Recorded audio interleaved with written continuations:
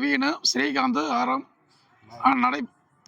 நடைபாதையாக சபரிமலைக்கு செல்வதால் நம்ம இந்த மண்டபத்தை வந்து స్వామి ప్రతిసారి మనకు ఈ అయ్యప్ప స్వామి వాళ్ళు ఇక్కడ మనకు సేవ చేసుకొని ఫంక్షన్ హాల్ మన అందరికి విడిది కోసం ఇస్తారు స్వామి.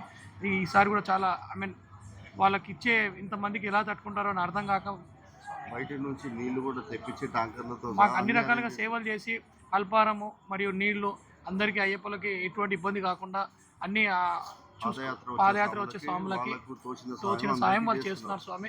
ఆ సహాయానికి మేము ఎంతో కృతజ్ఞతతో స్వామి శరణమయ్యప్ప.